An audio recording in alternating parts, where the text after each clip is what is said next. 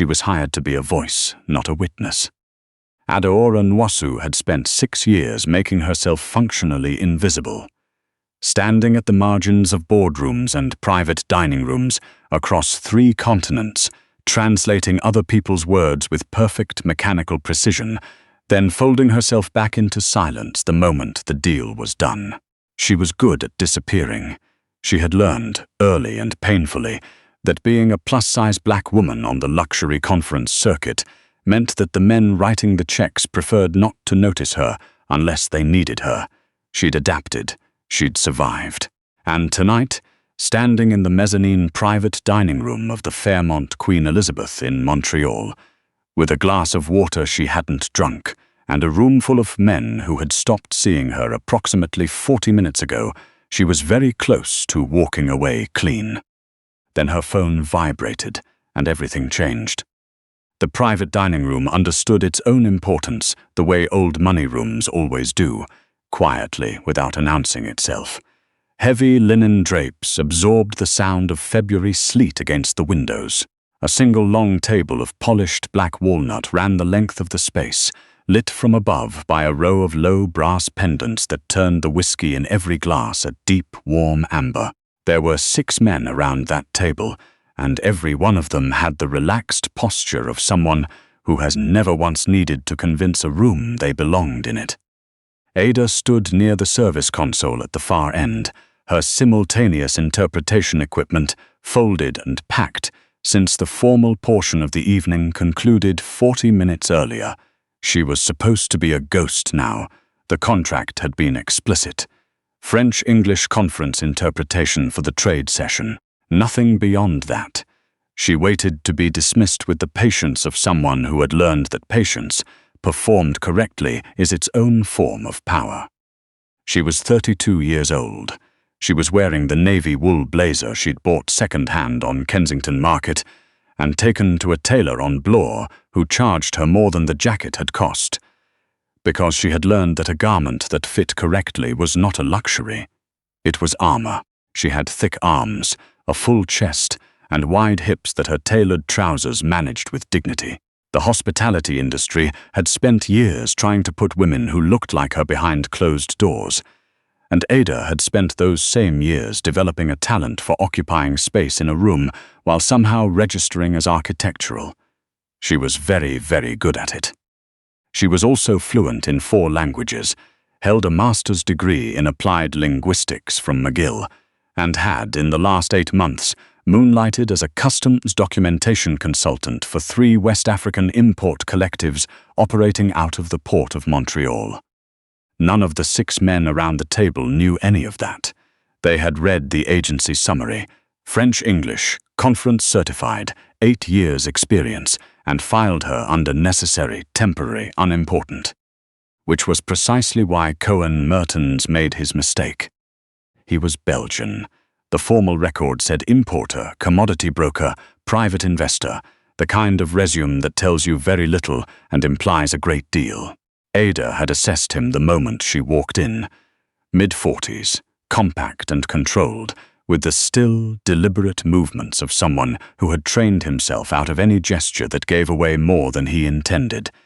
He was the most dangerous person in the room, and he hadn't needed to do a single thing to communicate it.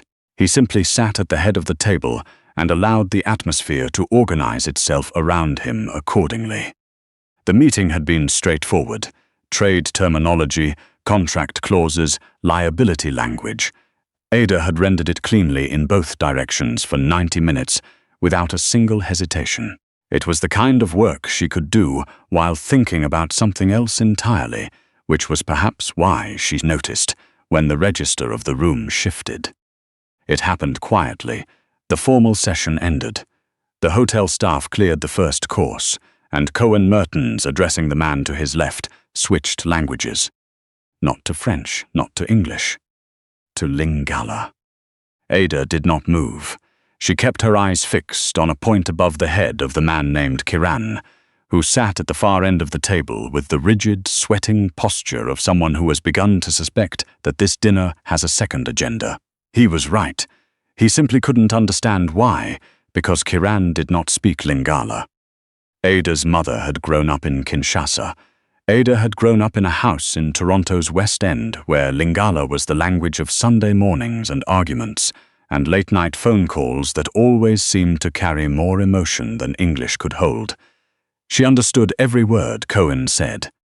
He was talking about missing diamonds, $3 million worth of uncut rough stones that had been logged at the Antwerp vault, logged again at the port of Montreal, and had then, somewhere in the transit chain, simply ceased to exist. The language he used was colloquial, specific, not the Lingala of classrooms or international organizations, but the street dialect of the outer arrondissements, the kind that moved faster than standard and compressed meaning into fewer syllables. The kind you only learned by living inside it. Kiran, Ada understood, was being blamed, and from the way Sander, Cohen's angular, cold-eyed right hand, was watching Kiran across the table, the blame was not going to remain merely conversational for very long. Do not react, Ada told herself.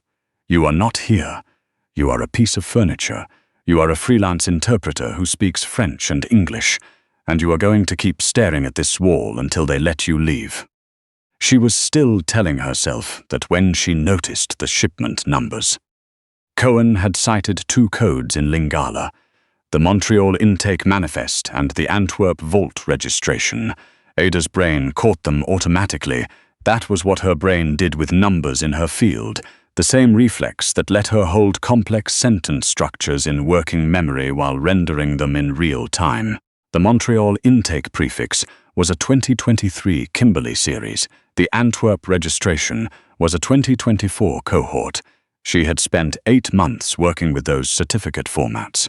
Those 2 codes could not belong to the same shipment. Someone had moved those diamonds using mismatched documentation, and they had filed the loss against Kiran's transit window. Ada was still absorbing this when her phone vibrated twice in her blazer pocket. Her stomach dropped. She had silenced it. She had checked twice before entering the room. The vibrations were the override signal, the number her cousin Tolu used only for genuine emergencies. Tolu, who was trying to clear a container of ASO oak fabric through Montreal Customs before a buyer cancelled an order that represented 6 months of operating cash. The room hadn't stopped. Cohen was still speaking. Kiran was still sweating. Ada made a quiet decision and cleared her throat. I apologize, she said in French. I have an emergency call I must take. I'll step outside immediately. Stay, Cohen said. English, no elaboration, no eye contact. He didn't trust anyone to leave the room, while Kiran was sitting there on the edge of something irreversible. Ada turned to face the service alcove at the far end of the room, pressed herself into the corner, and answered the phone. Tolu, she said, barely above a whisper. Her cousin's voice came through the speaker in rapid Yoruba, Lagos market dialect, the kind that moved like water over stone, fast and specific and built for transactions. The customs broker had refused to release the container. The buyer's deadline was midnight. The broker was demanding an additional payment that was twice the agreed amount. Ada pressed a knuckle to her lips and breathed very carefully. She had spent 6 years controlling her voice in rooms like this.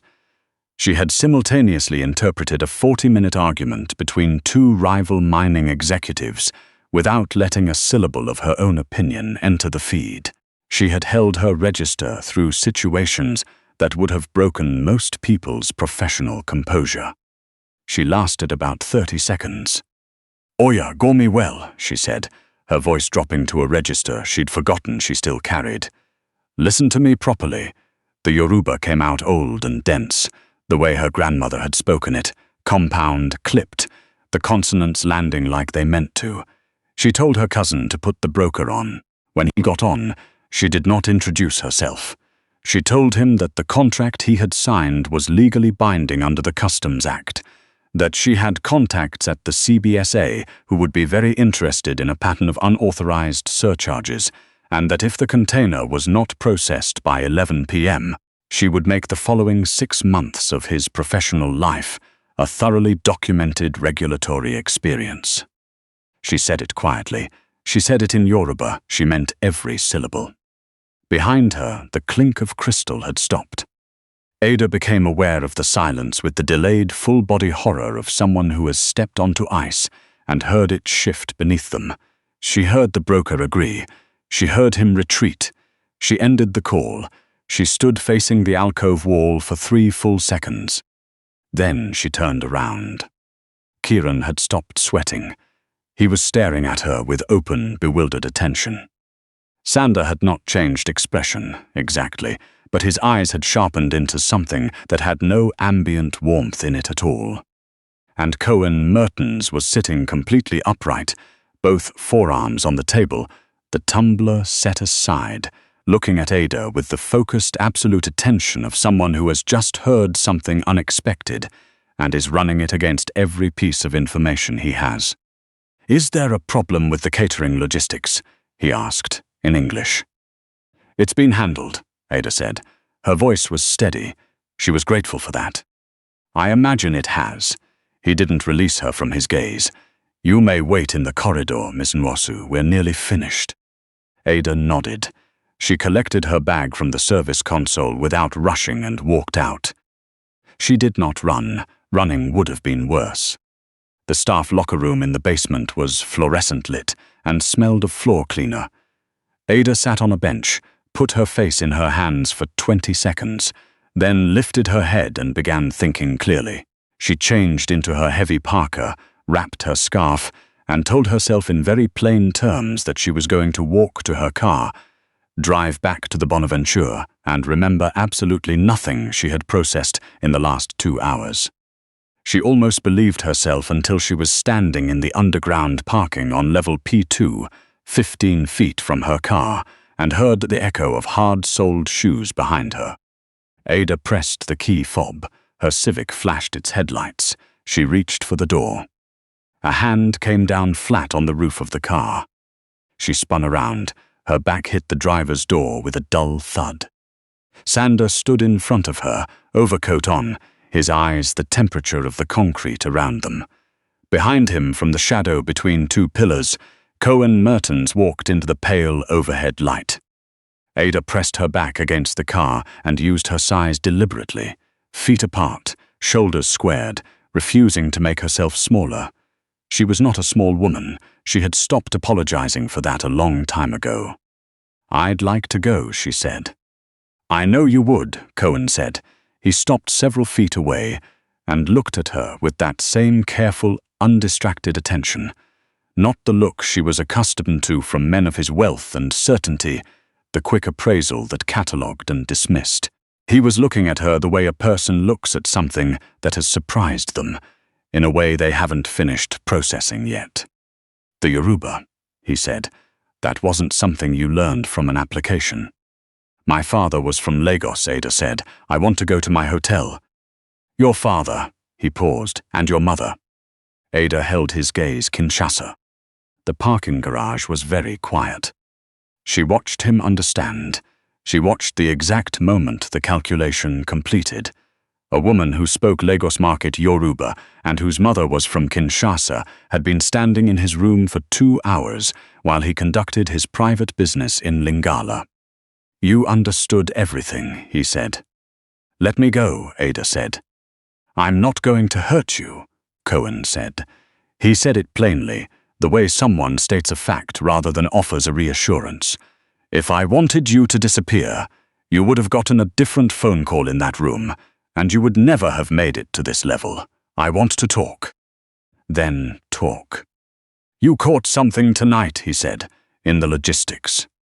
Ada was quiet. "The shipment codes," Cohen said. "You noticed the series discrepancy."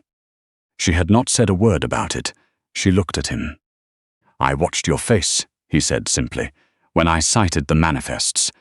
There was a single second where something registered, and then you shut it down completely. You are very good at controlling your face, Ms. Nwosu. But I have been reading rooms for 20 years. He held her gaze. "Tell me what you heard."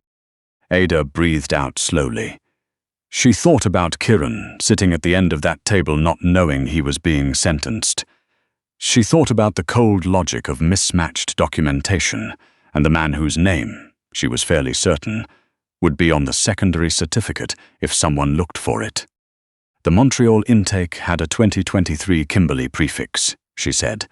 The Antwerp registration you cited was 2024. Those are different batch series. They cannot be the same shipment. Someone moved a secondary lot and filed the loss against Kiran's transit window. Kiran didn't take your diamonds. Sander made a small movement. Cohen stopped him without looking. Say that again, Cohen said. Ada said it again. She said it the way she explained customs documentation to clients who needed to understand something complicated before the end of business. No condescension, no performance, just the clean mechanical logic of it, because that was what the situation required, and her brain had stopped being frightened and started being precise. When she finished, Cohen was quiet for a moment. You processed that in real time, while interpreting. I have a particular kind of memory. And you said nothing. It wasn't my meeting. He looked at her. The fluorescent light above them held steady. Come upstairs, he said. I want to show you something. Ada considered saying no. She considered it for about 4 seconds, which was honestly longer than she expected it to take. Kiran leaves the hotel tonight, she said, before I go anywhere. Cohen looked at Sander. Sander left without a word. The suite on the top floor was spare in the way that serious money is sometimes spare. A work table covered in physical documents, 2 laptops, a coffee machine that had been running since morning. No decorative objects, no statement art. A man who did not need his surroundings to confirm anything about him. Ada found the documentation fraud in 11 minutes. The secondary batch had been routed through a shell importer called Rivard and Fills. The intake filed 4 days before the official loss was reported. The registered contact, a broker Ada recognized from her consulting work. Someone known for moving documentation quietly. The name on the Rivard certificate was not Kiran's. She turned the laptop so Cohen could see the screen. He leaned over to look.